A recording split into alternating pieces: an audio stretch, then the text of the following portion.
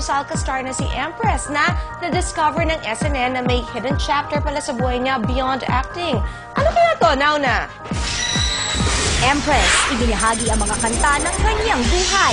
Napatunayan na ni Empress ang kanyang galing pagdating sa acting. At ngayon, Empress shares to SNN her other talent. Here's the reason for the teardrops on my guitar.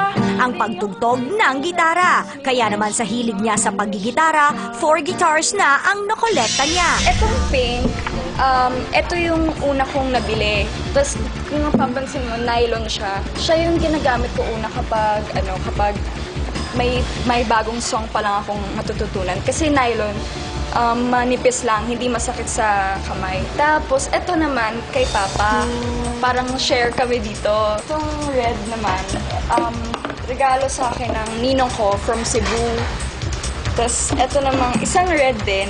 Regalo naman sa akin ng friend ko nung 17th birthday ko. At talaga namang mai-impress tayo sa galing ni Empress. Anong una niyang tinuro sa'yo?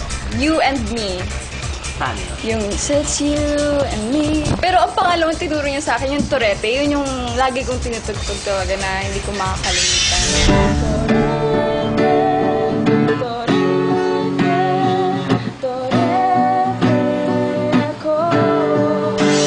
At kung bibigyan niya ng theme song ang buhay niya, ito raw ay ang kantang The Climb.